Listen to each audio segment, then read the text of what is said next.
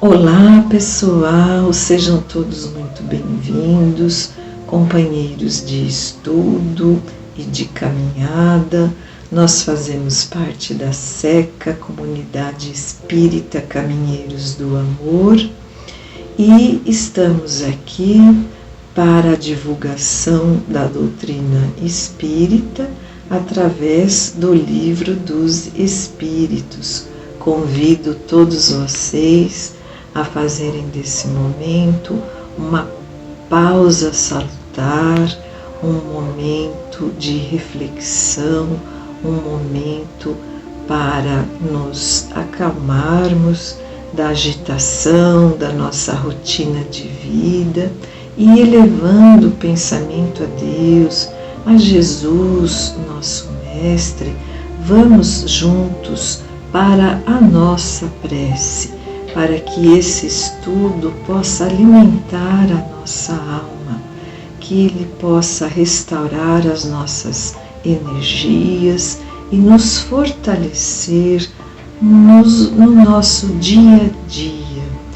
Vamos juntos vibrar pela paz do mundo, pela harmonia em todos os lares, que Jesus possa visitar as nossas casas, atendendo às necessidades de cada um de nós. Vamos pedir pelos enfermos, pelos que estão passando por grande provação, por todos os jovens, pelo desenvolvimento espiritual da juventude, por todos os idosos e crianças abandonadas, pelos nossos desafetos e por nós mesmos. Vamos juntos de mãos dadas rezar a prece que Jesus nos ensinou. Pai nosso que estais no céu, santificado seja o vosso nome. Venha a nós o vosso reino. Seja feita a vossa vontade, assim na terra como no céu. O pão nosso de cada dia nos dai hoje, e perdoai as nossas ofensas, assim como nós perdoamos a quem nos tem ofendido. E não nos deixeis cair em tentação, mas livrai-nos de todo mal. Que assim seja, graças a Deus.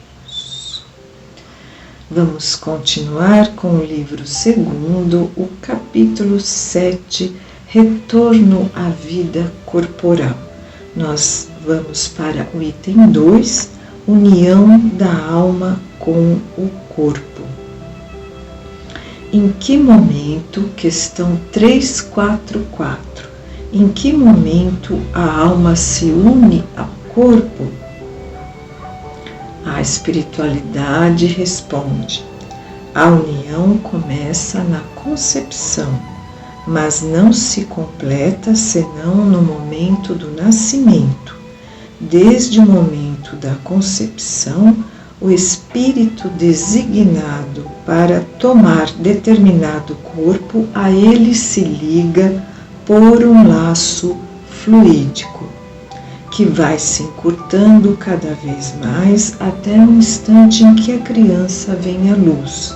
O grito que então escapa de seus lábios anuncia que a criança entrou para o número dos vivos e dos servos de Deus. Só que nós sabemos que antes da união pela concepção, há um preparo reencarnatório. Nos livros de André Luiz, ele relata que fez parte de uma equipe que foi ajudar o espírito de Segismundo. Você pode estar lembrando daquele outro nome engraçado, mas é que Segismundo é um nome antigo. Esses livros da série André Luiz, psicografados por Chico Xavier, são livros assim bem antigos, da década de 40.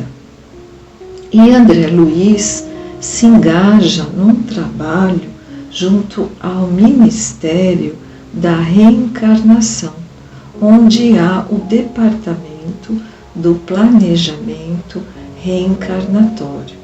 Esse espírito do Segismundo estava encontrando uma grande dificuldade.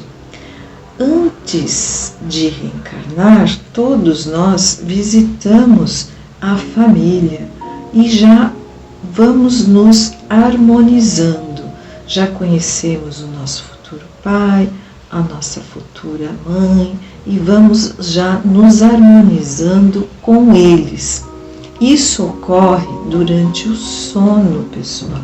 No sono, enquanto o corpo físico está ali em repouso, refazendo as suas forças, o espírito se desprende parcialmente. E aí nós vamos de encontro com outros espíritos.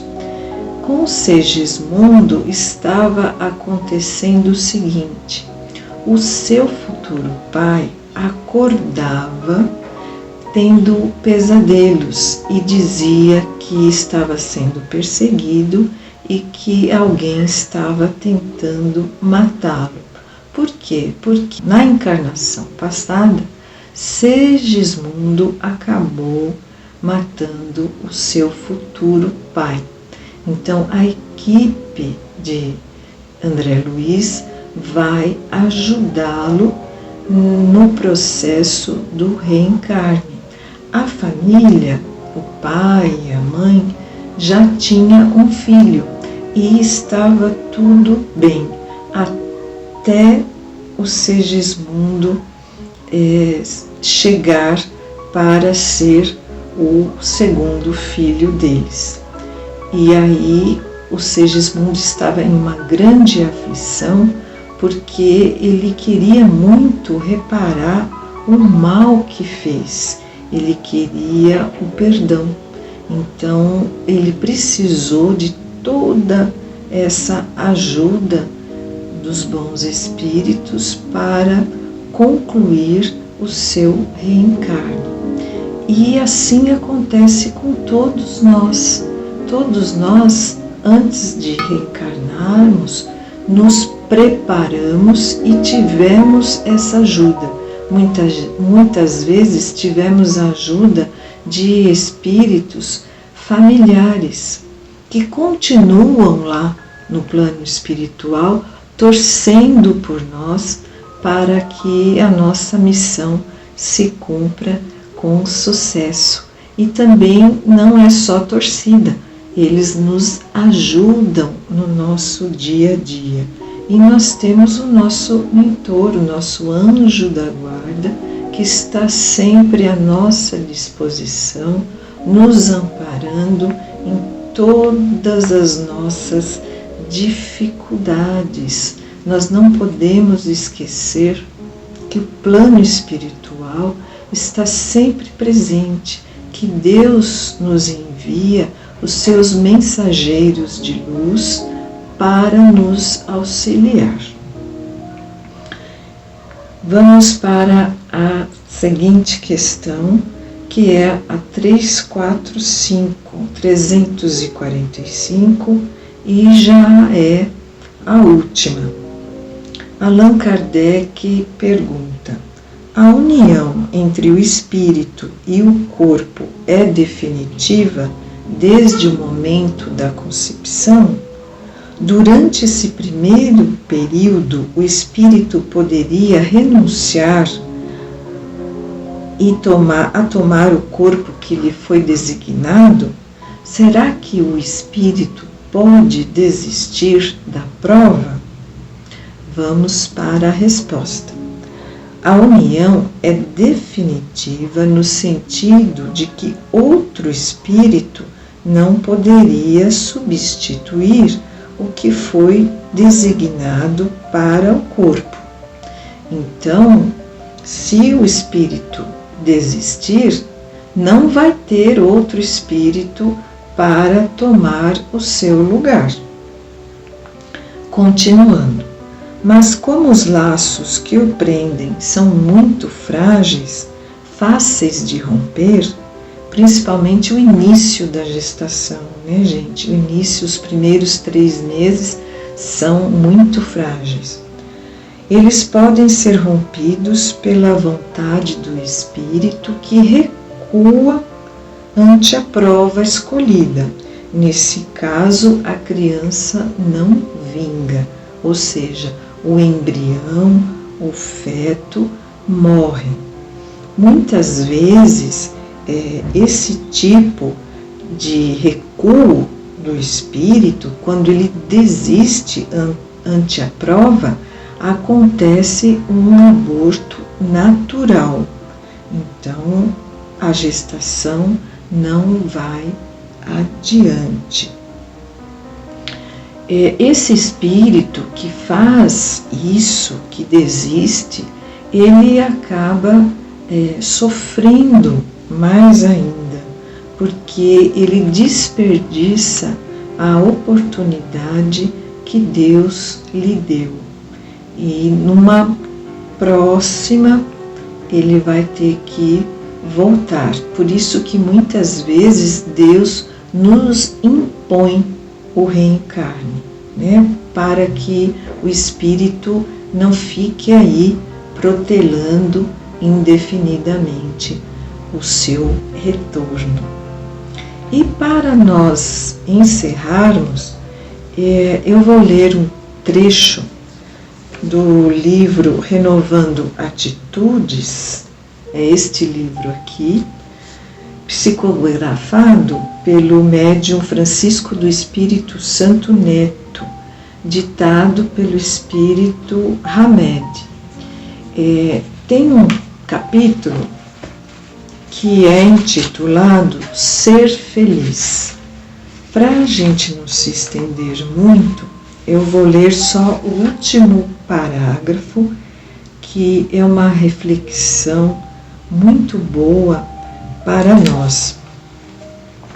Diz assim: nossa felicidade baseia-se numa adaptação satisfatória à nossa vida social, familiar, psíquica e espiritual, bem como numa capacidade de ajustamento às diversas situações vivenciais.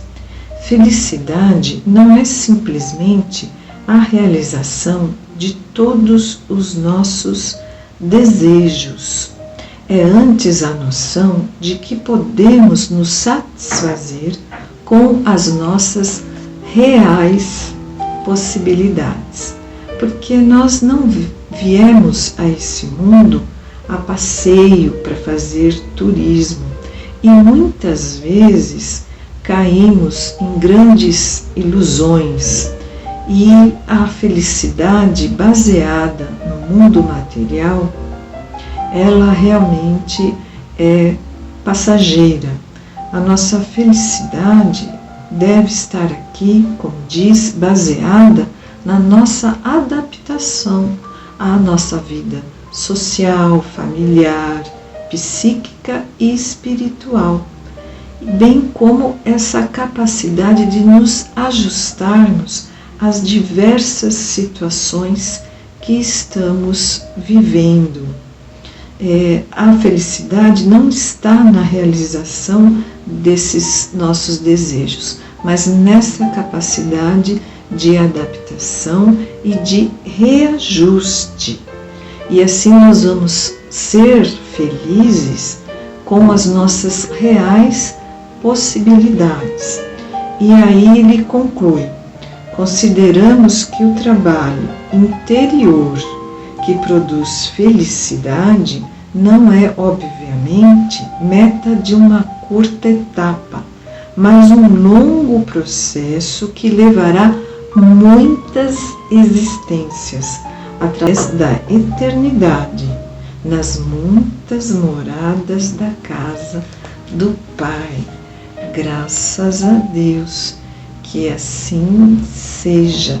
A nossa felicidade deve estar baseada na nossa intimidade que temos com Deus, no nosso relacionamento com o nosso Pai maior e com Jesus, o nosso Mestre. O Evangelho de Jesus deve nortear todas as nossas decisões que tomamos na vida. Então, encerramos aqui com essa bonita reflexão. Que Deus os abençoe, que todos possam ter uma excelente semana e muito obrigada e um forte abraço.